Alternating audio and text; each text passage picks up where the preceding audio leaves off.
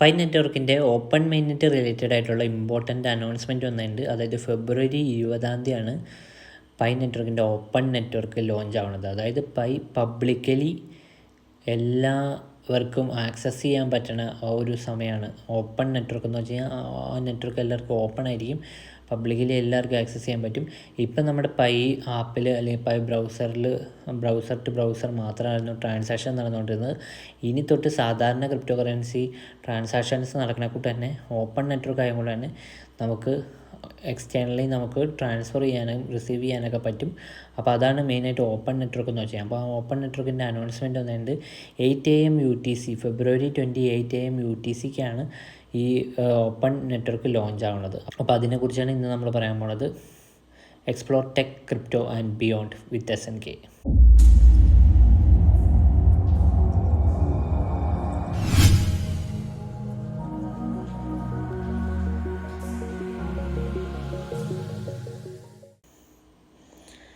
അപ്പോൾ 8 AM UTC, അതായത് ഫെബ്രുവരി 28 AM UTC എന്ന് വെച്ച് കഴിഞ്ഞാൽ ഇവിടുത്തെ 1:30 ഫെബ്രുവരി 20 ഇവിടെ 1:30 ഉച്ചയ്ക്ക് 1:30 സമയത്താണ് ഈ pi network open mainnet launch ആവുന്നത്. അപ്പോൾ ഈ ഓപ്പൺ മെയിൻനെറ്റ് ലോഞ്ച് ആകുമ്പോൾ എന്താണെന്ന് വെച്ച് കഴിഞ്ഞാൽ കുറേ major exchanges, OKX, Bitget, Huobi, MEX അങ്ങനെയുള്ള മെയിനായിട്ടുള്ള കുറേ എക്സ്ചേഞ്ചസുകൾ ഓൾറെഡി പൈ നെറ്റ്വർക്ക് ലിസ്റ്റ് ചെയ്യുമെന്ന് പറഞ്ഞിട്ട് 20 തന്നെ ഈ പറയുന്ന സമയത്ത് തന്നെ ലിസ്റ്റ് ചെയ്യുമെന്ന് പറഞ്ഞിട്ട് അവർ അനൗൺസ്മെൻറ്റ് ഇട്ടിട്ടുണ്ട്. അപ്പോൾ അതാണ് മെയിനായിട്ടുള്ള ഹൈലൈറ്റ് എന്ന് വെച്ച് കഴിഞ്ഞാൽ. അപ്പോൾ ഇവിടെ നമുക്ക് പൈ നെറ്റ്വർക്കിൻ്റെ ഓപ്പൺ നെറ്റ്വർക്കിൻ്റെ അനൗൺസ്മെൻറ്റ് നമുക്ക് വായിച്ചു നോക്കാം. അപ്പോൾ ഇവിടെ നമ്മൾ നോക്കുകയാണെങ്കിൽ open network 8 AM UTC February 20 launch ആകും. ഫെബ്രുവരി 28 വരെ നിങ്ങൾക്ക് KYC കംപ്ലീറ്റ് ചെയ്യാൻ മൈഗ്രേറ്റ് ചെയ്യാനുള്ള ഗ്രേസ് പീരീഡ് ഫെബ്രുവരി 28 വരെയാണ്. അപ്പോൾ KYC പെൻഡിങ് ആയിട്ട് കിടക്കുന്നവർക്ക് കുഴപ്പമില്ല, 184 ദിവസം കൂടിയും കുറച്ച് ദിവസം കൂടിയും ചിലപ്പോൾ എക്സ്റ്റെൻഡ് ചെയ്ത് കിട്ടാൻ ചാൻസ് ഉണ്ട്. KYC ഇപ്പോൾ അപ്ലൈ ചെയ്തിട്ടും പെൻഡിങ് ആയിട്ട് അപ്രൂവൽ അല്ലാണ്ട് ഇങ്ങനെ അപ്ലൈഡ് എന്ന് പറഞ്ഞ് കിടക്കുന്നവർക്ക് വലിയ പ്രശ്നം ഉണ്ടാവില്ല. അവർക്ക് അത് വീണ്ടും അപ്രൂവ് ചെയ്യാനുള്ളൊരു അവസരം കിട്ടുമായിരിക്കും. കാരണം അത് അവരുടെ തെറ്റല്ലല്ലോ. അപ്പോൾ ഇവിടെ നമ്മൾ നോക്കുകയാണെങ്കിൽ ഇവരുടെ 6 കൊല്ലമായിട്ടുള്ളതാണ് ഈ പൈ നെറ്റ്വർക്ക് എന്ന് വെച്ചാൽ. അപ്പോൾ ഈ 6 കൊല്ലത്തിന് ശേഷം ഇതിപ്പോൾ ലോഞ്ച് ആകാൻ പോവാണ്, ഓപ്പൺ നെറ്റ്വർക്ക് ലോഞ്ച് ആകാൻ പോവാണ്. അവർ പറഞ്ഞേക്കുവാണ് 10.14 മില്യൺ മെയിൻനെറ്റ് മൈഗ്രേഷൻസ് ഓൾറെഡി കംപ്ലീറ്റ് ആയിട്ടുണ്ട്. അവരുടെ ഗോൾ എന്ന് വെച്ചാൽ 10 മില്യൺ ആയിരുന്നു. 10 മില്യൺ മെയിൻനെറ്റ് മൈഗ്രേഷൻസ് കംപ്ലീറ്റ് ചെയ്ത് കഴിഞ്ഞാൽ അവർ ഓപ്പൺ മെയിൻനെറ്റ് ലോഞ്ച് ചെയ്യുമെന്ന് പറഞ്ഞിട്ടുണ്ടായിരുന്നു. അപ്പോൾ അതിൽ 10 മില്യൺ ഗോൾ എന്നുള്ള 10.14 മില്യൺ മെയിൻനെറ്റ് മൈഗ്രേഷൻസ് കംപ്ലീറ്റ് ആയിട്ടുണ്ട്. പിന്നെ ഇവിടെ നമ്മൾ നോക്കുകയാണെങ്കിൽ പൈക്ക് ഓൾറെഡി 19 മില്യൺ വെരിഫൈഡ് പയനേഴ്സ് ഉണ്ട്. അതായത് KYC വെരിഫൈ ചെയ്ത 19 മില്യൺ ഹോൾഡേഴ്സ് ഉണ്ട്. 19 മില്യൺ പീപ്പിൾ KYC കംപ്ലീറ്റ് ചെയ്യുന്നുണ്ട്. അപ്പോൾ ഒരു ബിഗ് നമ്പർ ഓഫ് ഹോൾഡേഴ്സ് ഉണ്ടാവും പൈക്ക് ലോഞ്ച് ആവുന്ന സമയത്ത്. പിന്നെ ഇവിടെ നമ്മൾ on launch stay tuned for more information about open network. For now let's take look back at Pi's journey എന്ന് പറഞ്ഞിട്ടുണ്ട്. അപ്പോൾ നമുക്കിവിടെ ജേർണി നോക്കാം. ജേർണി ഇവിടെ നോക്കുകയാണെങ്കിൽ ഡിസംബർ 2021 എൻക്ലോസ്ഡ് നെറ്റ്വർക്ക് പീരീഡ് സ്റ്റാർട്ടായത്. അപ്പോൾ pioneers to complete KYC and obtain Pi on mainnet, അതൊക്കെയായിരുന്നു അതിൽ ആ ഒരു ടൈമിൽ ചെയ്യാൻ അവരുദ്ദേശിച്ചിരുന്ന സംഭവം എന്ന് വെച്ചാൽ പയനിയേഴ്സിന് KYC കംപ്ലീറ്റ് ചെയ്യാനുള്ളതും പൈ ഒപ്റ്റെയിൻ ചെയ്യാനുള്ള ടൈമായിരുന്നു അത്. പിന്നെ ഡെവലപ്പേഴ്സിന് റിയൽ ആപ്സും യൂട്ടിലിറ്റീസൊക്കെ ബിൽഡ് ചെയ്യാനുള്ള ടൈം. പിന്നെ കോർ ടീമിന് release and improve various Pi features and utilities, അതായിരുന്നു ആ ഒരു ടൈം എന്ന് വെച്ചാൽ. പിന്നെ അവർ new mining rewards issuance formula March 2022 അവർ കൊണ്ടുവന്നു. Enclosed mainnet early on the enclosed network വന്ന സമയത്ത് അവരൊരു ഡിക്ലൈനിങ് എക്സ്പൊണൻഷ്യൽ മോഡൽ എന്ന് പറഞ്ഞൊരു ഫോർമുല കൊണ്ടുവന്നു. That balances the network's need for growth, accessibility, longevity and scarcity while right sizing the pioneers' rewards for the contribution to the network എന്ന് പറഞ്ഞിട്ടുണ്ട്. പിന്നെ grace പീരീഡാണ്. Grace period എന്ന് വെച്ച് കഴിഞ്ഞാൽ ജൂലൈ 1, 2024 തൊട്ടിട്ട് ഗ്രേസ് പീരീഡ് സ്റ്റാർട്ട് ആയതാണ്. അപ്പോൾ ഗ്രേസ് പീരീഡ് സ്റ്റാർട്ടായിട്ട് അവർ extend ചെയ്തിട്ട് അവരിപ്പോൾ ഫെബ്രുവരി 28 വരെ ഗ്രേസ് പീരീഡ് എക്സ്റ്റെൻഡ് ചെയ്തിട്ടുണ്ട്. ഫെബ്രുവരി 28 വരെ ഗ്രേസ് പീരീഡ് എക്സ്റ്റെൻഡ് ചെയ്തു. പിന്നെ what to expect from open network at launch എന്ന് പറഞ്ഞിട്ടുണ്ട്. The launch of open network brings on important new change external connectivity. ഞാൻ പറഞ്ഞല്ലോ എക്സ്റ്റേണൽ കണക്ടിവിറ്റി ഉണ്ടാവും. to the layer 1 Pi blockchain, creating an environment where Pi can connect securely with external systems, expanding opportunities for pioneers and businesses. Connecting pi with outside world, അതാണ് മെയിനായിട്ട് open network എന്ന് വെച്ചാൽ. അപ്പോൾ pi open ആയിരിക്കും, ഇനി എല്ലാവർക്കും use ചെയ്യാനുള്ളൊരു ഇത് നടക്കും. പിന്നെ ഇവിടെ നമ്മൾ നോക്കുകയാണെങ്കിൽ അവിടെ കുറേ സംഭവങ്ങൾ എഴുതി വെച്ചിട്ടുണ്ട്. ഇവിടെ നമ്മൾ നോക്കുകയാണെങ്കിൽ update on open network conditions ആണ്. Open network date was chosen based on open network conditions. അപ്പോൾ കണ്ടീഷൻ 1 എന്ന് വെച്ചാൽ all tech product businesses and legal work necessary to reach open mainnet completed. അതാണ് കണ്ടീഷൻ 1. പിന്നെ കണ്ടീഷൻ 2 എന്ന് വെച്ചാൽ 19 million pioneers verified their identity through the Pi KYC solution, including fully and tentatively KYC'd as originally defined in the condition. അപ്പോൾ 15 million pioneers KYC complete ചെയ്യുക എന്നുള്ളതായിരുന്നു അവരുടെ condition 2 തന്നെ ഒന്നാമത്തെ പോയിന്റ് എന്ന് വെച്ചാൽ. അതിൽ 19 million pioneers already KYC complete ചെയ്തു. പിന്നെ അടുത്ത അവരുടെ രണ്ടാമത്തെ കണ്ടീഷനിലെ രണ്ടാമത്തെ പോയിന്റ് എന്ന് വെച്ച് കഴിഞ്ഞാൽ ഒറിജിനൽ ഗോൾ എന്ന് വെച്ചാൽ 10 million മെയിൻ മൈഗ്രേഷൻസ് കംപ്ലീറ്റ് ചെയ്യുക എന്നുള്ളതായിരുന്നു. അതിലൊരു 10.14 million പയനിയേഴ്സ് മെയിൻ നെറ്റിലേക്ക് മൈഗ്രേറ്റ് ചെയ്തു. പിന്നെ ഇവിടെ നമ്മൾ നോക്കുകയാണെങ്കിൽ we have reached over 100 mainnet or mainnet ready apps which meets the 100 app goal. 100 mainnet apps develop ചെയ്യുക എന്നുള്ളതും അവരുടെ മൂന്നാമത്തെ പോയിൻ്റ് ആയിട്ടുള്ള ഒരു കണ്ടീഷൻ 2 ഗോളായിരുന്നു. അതിൽ 100 കൂടുതലുള്ള mainnet or mainnet ready apps ഇവരുടെ എക്കോസിസ്റ്റത്തിൽ ഡെവലപ്പേഴ്സും എല്ലാവരും കൂടി ചേർന്നിട്ട് ഡെവലപ്പ് ചെയ്തു. പിന്നെ condition 3 there will be no further delays to open mainnet launch due to open network launch due to external factors or an unfavorable environment. അപ്പോൾ കണ്ടീഷൻ 3 എന്ന് വെച്ചാൽ ഫർദർ ഡിലേസ് ഒന്നും ഉണ്ടാവില്ല എന്നുള്ളതാണ്.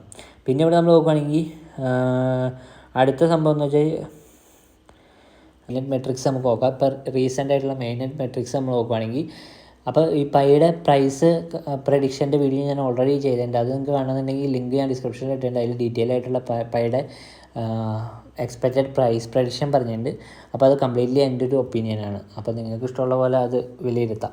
അപ്പോൾ ഇതിൽ നമ്മൾ നോക്കുകയാണെങ്കിൽ total mainnet migrated mining rewards migrated mining rewards എന്നുള്ളത് 6.25 ബില്യൺ ആണ്.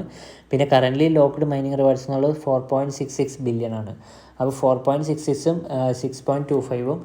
അപ്പം ഇതിൽ നമുക്ക് ജസ്റ്റ് ഇതിലിപ്പോൾ ടോട്ടലി നമ്മുടെ സർക്കുലേറ്റിംഗ് സപ്ലൈയിലായിട്ട് വന്നതെന്ന് വെച്ചാൽ ഈ total migrated mining rewards minus currently locked mining rewards ആണെന്നാണ് എനിക്ക് തോന്നുന്നത്. കാരണം ലോക്ക്ഡ് റിവാർഡ്സ് സർക്കുലേറ്റിംഗ് സപ്ലൈയിലായിട്ട് വരില്ല. അൺലോക്ക്ഡ് റിവാർഡ്സ് മാത്രമാണ് സർക്കുലേറ്റിംഗ് സപ്ലൈയിലായിട്ട് വരുള്ളൂ.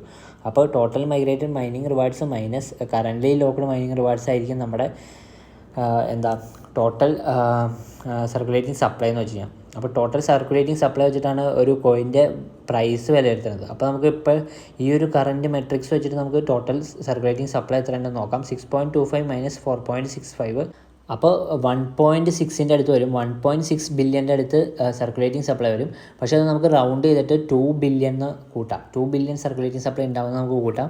കുറേയൊക്കെ ചിലപ്പോൾ അൺലോക്ക് ആയിരിക്കും. അപ്പോൾ 2 ബില്യൺ നമുക്ക് സർക്കുലേറ്റിംഗ് സപ്ലൈ ഉണ്ടാവുമെന്ന് കൂട്ടാം. അപ്പോൾ 2 ബില്യൺ സർക്കുലേറ്റിംഗ് സപ്ലൈ ആണെങ്കിൽ പൈ നെറ്റ്വർക്കിന് $1 ആവണമെങ്കിൽ, അതായത് ഒരു പൈ കോയിന് $1 ആവണമെങ്കിൽ 2 ബില്യൺ മാർക്കറ്റ് ക്യാപ്പ് വേണം.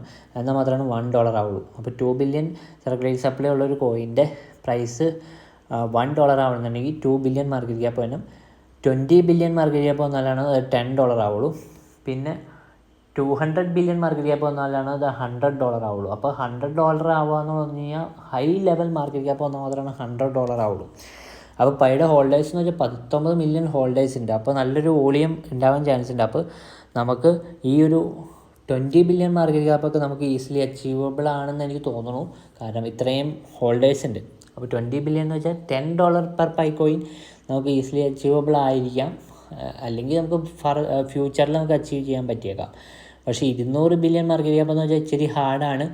ഇനി അറിയില്ല, പൈയുടെ യൂട്ടിലിറ്റിയും ഡിമാൻഡൊക്കെ അനുസരിച്ചിട്ടിരിക്കും.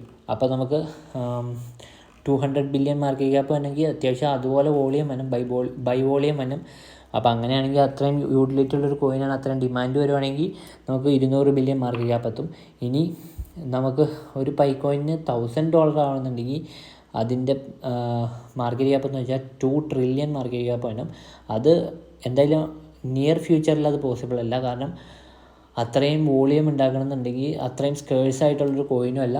അപ്പോൾ അതുകൊണ്ട് അത്രയും വോളിയം ഉണ്ടാക്കാൻ ചാൻസ് ഇല്ല, അത്രയും മാർക്കറ്റ് ക്യാപ്പ് ഉണ്ടാക്കാൻ ചാൻസ് ഇല്ല. കാരണം ബിറ്റ് കോയിനൊക്കെ ടോട്ടൽ സപ്ലൈ കുറവാണ്. അതുകൊണ്ടാണ് ബിറ്റ് കോയിൻ അത്രയും മാർക്കറ്റ് ക്യാപ്പ് കൂടാനുള്ള കാരണം എന്ന് വെച്ചാൽ സപ്ലൈ കുറവും ഡിമാൻഡ് കൂടുതലുമാണ് ബിറ്റ് കോയിൻ. ഈ പൈക്കോയിൻ്റെ കേസ് പറയുകയാണെങ്കിൽ സപ്ലൈ കൂടുതലാണ്. അപ്പോൾ സപ്ലൈ കൂടുതലാണെങ്കിൽ അതിൻ്റെ മാർക്കറ്റ് ക്യാപ്പ് അത്രയ്ക്ക് അങ്ങോട്ട് ഹൈ ആയാൽ മാത്രമാണ് അതിൻ്റെ പ്രൈസ് ഇൻക്രീസ് ആവുള്ളൂ.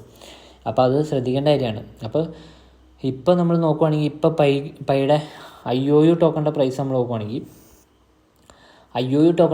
നോക്കുവാണെങ്കിൽ ഇവിടെ $79 ചെയ്യേണ്ടത്. ഇപ്പോൾ റീഫ്രഷ് ചെയ്ത് കഴിഞ്ഞാൽ മിക്കവാറും $120 എന്ന് കാണിക്കും. ചില മുമ്പ് $120 എന്നാണ് കാണിച്ചിരുന്നത്. അപ്പോൾ ഈ ഒരു പ്രൈസ് എന്ന് വെച്ചാൽ വളരെ ഹൈ ആയിട്ടുള്ള പ്രൈസാണ്. ഇതെന്ന് വെച്ച് കഴിഞ്ഞാൽ IOU പ്രൈസാണ്. ഇത് ഒഫീഷ്യലി ലിസ്റ്റ് ചെയ്തതന്നെയല്ല, ഞാൻ പറഞ്ഞു IOU ലിസ്റ്റിംഗ് ആണിത്. അപ്പോൾ ഇതിൽ നോക്കുവാണെങ്കിൽ ആകെ 68 മില്യണാണ് ടോട്ടൽ സപ്ലൈ ഉള്ളൂ. അതുകൊണ്ടാണ് ഇതിൻ്റെ പ്രൈസ് ഇത്രയും ഹൈ ആയിട്ട് നിൽക്കാനുള്ള കാരണം. 68 മില്യൺ ടോട്ടൽ സപ്ലൈ ഉള്ളതുകൊണ്ടാണ് ഇതിൻ്റെ പ്രൈസ് ഇപ്പോൾ ഇത്ര ഹൈ ആയിട്ട് നിൽക്കുന്നത്. 5 ബില്യൺ മാർക്കറ്റ് ക്യാപ്പാണ് കാണിച്ചത്. 5 ബില്യൺ മാർക്കറ്റ് ക്യാപ്പൊക്കെ നമ്മുടെ പൈക്ക് ഈസി ആയിട്ട് അടിക്കാൻ പറ്റുമായിരിക്കും നമുക്ക്. അപ്പോൾ 2 ബില്യൺ അടിക്കുകയാണെങ്കിൽ നമുക്ക് $1 അടിക്കും. 4 ബില്യൺ അടിക്കുകയാണെങ്കിൽ നമുക്ക് $2 അടിക്കും പൈക്കോയിന്. അപ്പോൾ 20 ബില്യൺ അടിക്കുകയാണെങ്കിൽ നമുക്ക് $10 അടിക്കും. ഞാൻ പറയുന്നത് സർക്കുലേറ്റിംഗ് സപ്ലൈ 2 ബില്യൺ ആണെങ്കിലത്തെ കേസാണ്.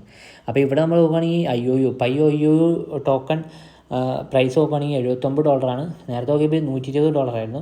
അപ്പോൾ ഇത് നിങ്ങൾ ഒരിക്കലും പർച്ചേസ് ചെയ്യരുത്. ഇത് ഒഫീഷ്യലി ലിസ്റ്റഡ് ആയിട്ടുള്ള പൈക്കോയിൻ അല്ല. അപ്പോൾ അതുകൊണ്ട് തന്നെ ഇത് പർച്ചേസ് ചെയ്യുന്നത് നിങ്ങൾക്ക് റിസ്ക് ആണ്. കാരണം ഇത് ഓൾറെഡി ഹൈ ആയിട്ട് നിൽക്കുന്ന പ്രൈസാണ്.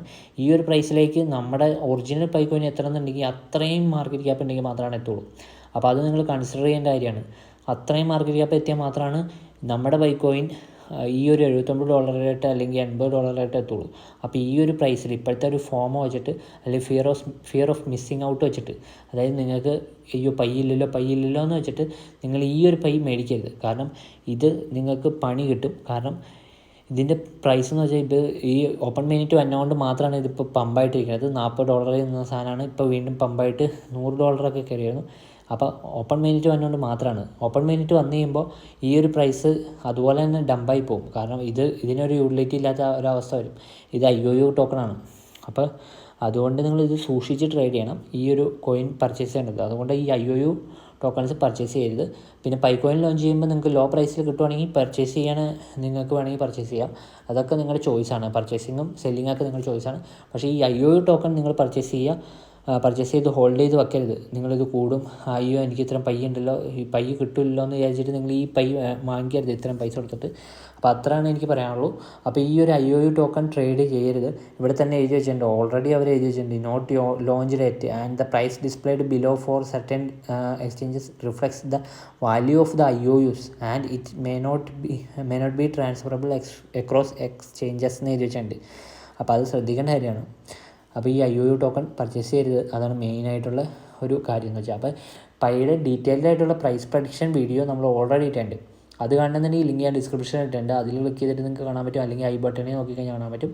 അപ്പോൾ ഇത്രയാണ് പൈയുടെ ഓപ്പൺ നെറ്റ്വർക്കിൻ്റെ അപ്ഡേറ്റ് എന്ന് വെച്ചാൽ. അപ്പോൾ നമുക്ക് 20-ാം തീയതി പൈയുടെ ഒറിജിനൽ പൈ ലോഞ്ച് ആയി കഴിയുമ്പോൾ അതിൻ്റെ പ്രൈസ് നമുക്ക് ജസ്റ്റ് ചെക്ക് ചെയ്യാം, അല്ലെങ്കിൽ ലിസ്റ്റിംഗ് ചെയ്ത് കഴിയുമ്പോൾ നമുക്ക് അതിൻ്റെ ഡീറ്റെയിൽസ് നമുക്ക് നോക്കാം. അപ്പോൾ നിങ്ങൾക്ക് എല്ലാവർക്കും വീഡിയോ ഇഷ്ടപ്പെടുന്നതായിരിക്കും. ഇഷ്ടപ്പെടുമെങ്കിൽ ലൈക്ക് ചെയ്യുക, ഷെയർ ചെയ്യുക, ചാനൽ സബ്സ്ക്രൈബ് ചെയ്യുക, അടുത്തുള്ള പുതിയ ദിവസം തന്നെ അറിയാൻ പറ്റും. Thanks for watching. Thank you.